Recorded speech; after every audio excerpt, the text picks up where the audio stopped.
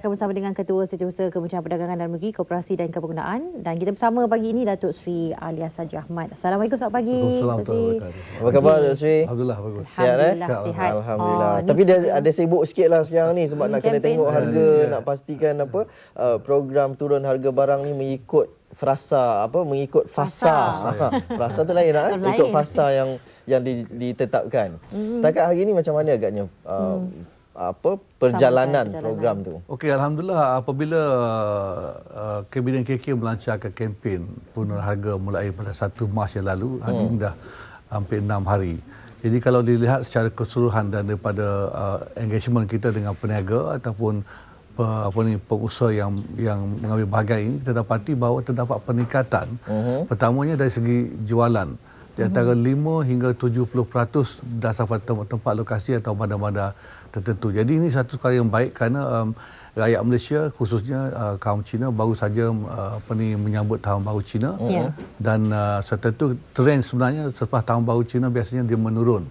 Terutama yang 26% masyarakat Cina dan Malaysia dia akan mengurangkan dari segi pembelajaran. Tetapi saya nampak yang positifnya kerana peningkatan ada di antara 5% kepada 70% jualan. Artinya sambutan yang disambut oleh rakyat Malaysia itu sendiri memang meningkat. Ini sesuatu yang baik kerana langkah kementerian tujuan untuk menjalankan kempen penurunan harga ini dalam keadaan di mana rakyat mengatakan harga barangan tidak turun malah naik.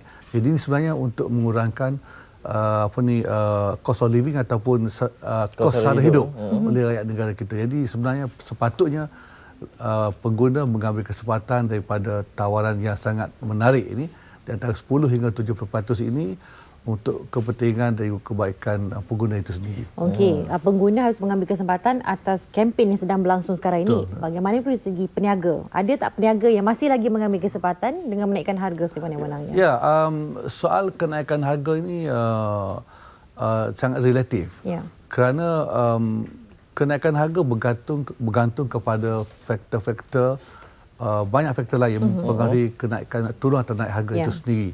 Jadi apa yang penting dari segi pihak Kementerian Kabinet KK ialah supaya peniaga tidak mencatut. Artinya mencatut ini jangan mengambil keuntungan yang tidak munasabah, berlebihan. Kerana ini kita ada akta. Untuk makluman, akta anti pencatutan ini satu-satunya akta yang ada di Malaysia, tiada negara lain. Artinya kerajaan memang memberi perhatian bahawa peniaga juga mesti adil, mesti seimbang, tidak mengambil kesempatan. Jadi itu tujuan diadakan akta ini. Jadi kenaikan harga mungkin berlaku disebabkan oleh faktor umpamanya bahan mentah yang digunakan. Kalau bahan mentah import, suatu tentu dia akan mempengaruhi. Dan tempat berada lokasi peniaga itu sendiri juga menentukan. Tapi kalau sekiranya ada peniaga yang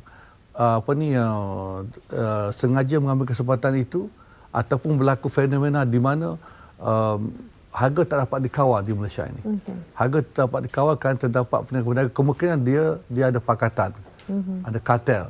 Ini kita akan berhambat tindakan. Sekarang kita ada akta anti persaingan ini. Satu aspek. Dan satu aspek lagi ialah sekiranya ada peniaga di Malaysia ini yang sengaja untuk menaikkan harga sebarangan tadi, kerajaan Kabinet KK atau Menteri Kabinet KK boleh mengisytiharkan kawalan terhadap setiap barangan itu. Jadi di peringkat sekarang ini, sekiranya fenomena ataupun situasi ini dalam keadaan kritikal, dalam keadaan yang di mana tak boleh dikawal harga itu, maka saya rasa kita tidak teragak-agak.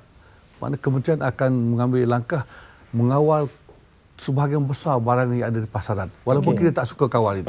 Kita negara bebas dari segi ekonomi. Dari segi pasaran kita bebas. Jadi tidak semudah itu kerajaan untuk membuat keputusan untuk mengawal semua barangan. Walaupun saya tahu bahawa negara-negara jiran macam di Thailand, dia mengawal sampai 200 jenis barangan. Tidak. Kita di Malaysia ini sangat terbuka dan kita memberi keadilan kepada peniaga dan juga kepada pengguna. Jadi kalau kita tahu bahawa kita baru meraihkan tahun baru Cina lepas, hanya 12 barangan utama saja kita kawal harganya. Apa makna kawalan harga? Untuk tempoh tertentu kan? Tertentu, ya. Jadi apa makna kawalan harga? Kita mengawal harga siling dia. Umpamanya sebagai contoh senang, ayam RM7. Peniaga tak boleh jual pada RM7 lebih. Bawah RM7 boleh. Sekiranya jual lebih RM7, artinya sudah melanggar akta kawalan harga kita sebutkan tadi. Jadi mudah mengambil tindakan. Ini kita boleh ambil tindakan. Kita boleh dibawa ke mahkamah pun. Tetapi kita biarkan ekonomi kita secara terbuka begini. Peniaga okey, pengguna pun dapat hak dia. Jadi inilah kita nak buat. Sebab itulah kempen ini dijalankan supaya dengan sukarelanya pengusaha-pengusaha, peniaga-peniaga ini mengambil bahagian supaya menjayakan kempen penurunan harga ini. Jadi setakat ini yang seperti kita tahu bahawa sebanyak 16 pasaraya utama, baik pasaraya asing, pasaraya tempatan mengambil bahagian. Yang bagusnya kerana lebih 82,000 jenis barangan yang boleh didapati di bawah kempen ini. Jadi ada indikasi tertentu ke Datuk Seri apabila kita ke pasaraya tu ini ada tag harga yang special, yang istimewa, boleh kita nampak ya ini memang program di bawah program turun harga. Hanya di bawah skim kawalan harga musim perayaan kita tentukan color price tag itu berwarna yang bermerah jambu. Tetapi untuk ini hanya dia tulis tawaran sahaja ataupun diskaun. Yang penting itu diskaun tu harga lama, harga baru. Itu ini ketetapan, ini dasar ditetap oleh kementerian. Peniaga mesti meletakkan harga lama dipotong dan harga baru. Jadi pengguna boleh tahu bahawa ini sebenarnya yang harga tawaran lama RM10, harga baru RM9.99. Yes. Itu yang jelas kepada pengguna itu. Okey. Baik. Datuk Seri, satu persoalan ialah sejauh mana kita tahu kesedaran di kalangan pengguna dah semakin meningkat. Tetapi masih ada lagi ke di kalangan mereka yang macam dia nampak harga tu ni tapi bagi dia tak kisah. Naik atau turun bagi dia tidak ada masalah. Kita mempunyai golongan yang seperti itu. Ini juga turut akan memberi masalah juga kepada keseluruhan masyarakat lah secara amnya sekiranya dia tidak melaporkan. Tidak begitu Datuk Seri? Ya, ada juga pengguna yang bersikap tidak kisah kerana dia mempunyai kuasa membeli yang lebih. Jadi saya selalu di pihak kementerian, menteri saya juga Datuk Seri Hassan Malik selalu menasihatkan pengguna mestilah tahu hak mereka, mestilah bijak, mestilah smart. Jadi berbelanja mengikut keperluan. Jadi jangan berlebih-lebihan yang tak menentu, itu sebenarnya dia untuk jangka panjang tidak baik. Jadi kita tidak nak mengajar pengguna seperti yang Puan sebutkan tadi bahawa memang ada pengguna kita yang memang hidupnya satu tahap yang berlebihan. Jadi dia tak kisah semua tu. Tetapi sebenarnya dari segi kepenggunaan memang tidak bagus. Jadi secara generalnya, secara umumnya kita selalu menasihatkan pengguna adalah bijak memilih, bijak berbelanja, menentukan apa barangan yang nak dibeli dan merancang perbelanjaan mereka untuk hak mingguan dan juga untuk bulanan dan untuk family itu sendiri, satu keluarga. Baik, Datuk Seri, adakah kita lihat 82,000 jenis barangan yang diturunkan harga dalam program ini akan lihat angkanya lebih besar lagi dan juga syarikat ataupun pasaraya-pasaraya yang menyertainya juga akan lebih banyak? Sebenarnya kempen ini walaupun kita katakan di antara sebulan hingga 3 bulan, tetapi kementerian menggalakkan pasaraya-pasaraya besar atau supermarket ini meneruskan kempen dan membanyakkan barangan. Jadi kita tidaklah untuk memaksa semua pengusaha peniaga ini untuk menurunkan harga bagi semua barangan. Sebab kita tahu setengah barangan tu bergantung kepada bahan-bahan yang diimport. Jadi marginnya sangat rendah, kita tahu. Saya dimaklumkan oleh pasaraya ini setengah tu margin flat.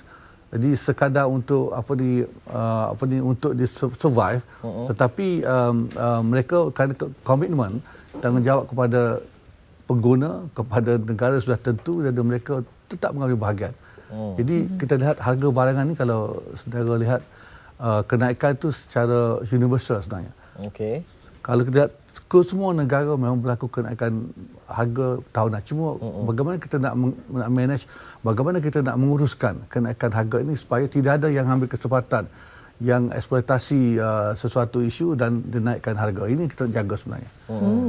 Baik, penyertaan daripada pasaraya-pasaraya dan juga kedai-kedai itu tadi, adakah ia juga melibatkan pada peringkat pemborong lagi?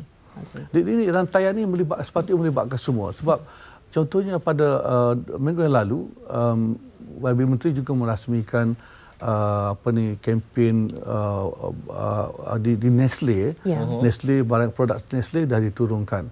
Nestle dia penghilang. Daripada penghilang sudah tentu apa sampai ke rantai lebih bawah tu sepatutnya dia juga menurunkan harga. Yang jelasnya pada hari yang lepas Nestle sudah turunkan harga di antara 10 hingga 30%. pengilang. Ya. Banyak juga tu. The Store menurunkan lagi harga Nestle itu. Mana 2 kali yang dinikmati oleh pengguna. Jadi sudah tentu kalau peringkat peruncit di bawah sana tu mengambil secara borongan di sini, dia akan menjual harga lebih murah. Ini efek kepada domino efek kepada apa yang berlaku di peringkat pengilang, di peringkat pemborong dan juga pada ni. Jadi pengguna menikmati. Jadi saya berharap supaya peniaga ini juga memahami apabila mereka mendapat harga yang murah daripada pembekal, terutama yang di luar bandar, di kampus sebagainya, mereka sepatut menjual harga lebih murah. Ya. Datuk Sri, perancangan tu dah cantik, dah baik dah, dan kita ada undang-undang yang cukup banyak macam sebut tadi, ada akta anti pencatutan dan sebagainya lah, macam-macam dah kita ada. Kita antara negara yang paling banyak memperjuangkan tentang soal kepenggunaan ni. Betul. Tetapi kalau penguasaannya tidak cukup, setuju tak kalau kita katakan ianya tidak akan berjaya kalau tanpa penguasaan atau tanpa pemantauan daripada pihak yang berkenaan? Kita dari segi kerajaan, dari segi Kementerian Kabinet KK, kita tidaklah ingin meletakkan penguasaan sebagai suatu langkah yang perlu diambil. Kerana hak pengguna, hak semua orang untuk mematuhi peraturan. Jadi kita pun tidak suka untuk saman, untuk compound, untuk mengambil tindakan di mahkamah. Jadi kita mendidik, kita memberi penerangan supaya peniaga mematuhi. Jadi apabila kita bertindak, kalau ada laporan daripada pengguna, maka kita akan sangat serius dan hukuman sangat tinggi. Jadi ini kita tidak mau melihat bahawa kerajaan begitu hanya tahu mengambil tindakan, tetapi tidak ada tindakan lain yang untuk mendidik, untuk memberi kepahaman mereka pada undang-undang itu sendiri. Jadi hanya segelintir sahaja peniaga yang ambil kesempatan. Ini kita tak ada toleransi. Jadi kita ada mekanisme, kita dah ready.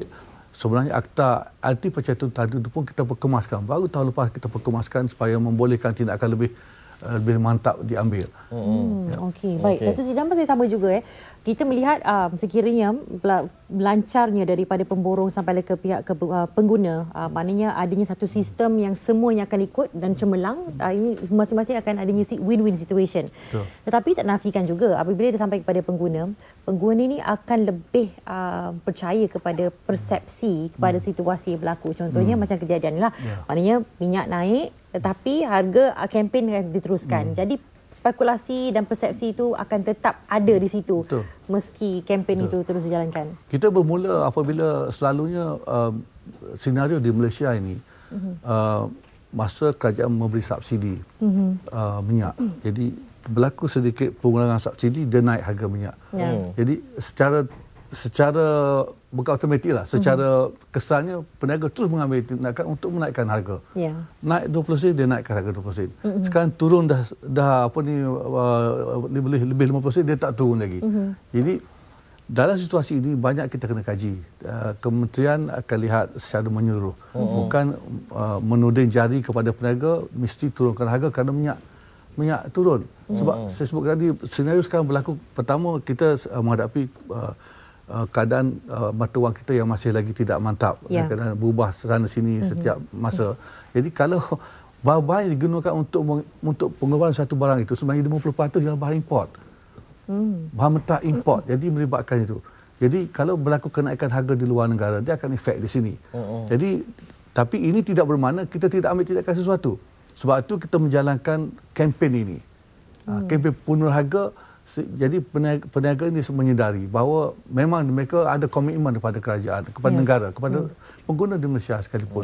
Jadi oleh itu kempen ini bukan setakat ini saja. Kita akan lepas ni minggu depan untuk sektor barang yang bermasak, restoran. Datuk Seri Menteri saya Kabinet KK akan melancarkan kempen. Restoran-restoran mengambil bahagian untuk mengurang juga makanan bermasak ini. Seronok tu. Bermasak. InsyaAllah ini kita akan terus. Kementerian tidak akan berdiam diri. Kita akan berterusan. Bersama-sama dengan pengguna, bersama-sama dengan peniaga. Kerana kami di kementerian kita lihat dua.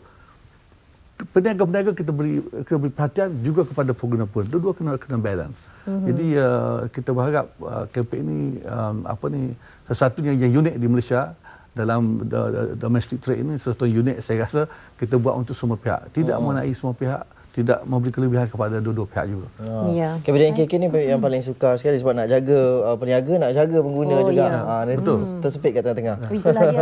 Tak tersepit tapi kita ada strategi. Ada strategi Okey, baik. Secara ringkas Susi, bagi pesanan juga kepada para pengguna kita juga peniaga kita.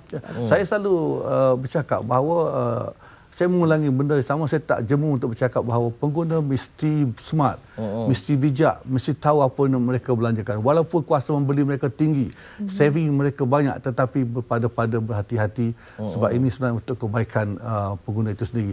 Dan pada peniaga, kita berharap patuhilah Akta Kawalan Harga dan Anti Pencatutan. Saya bukan memberi amaran, tetapi hanya minta kerjasama peniaga supaya memberi keadilan kepada pengguna, pengguna juga mendapat menikmati dan kita hidup secara harmoni.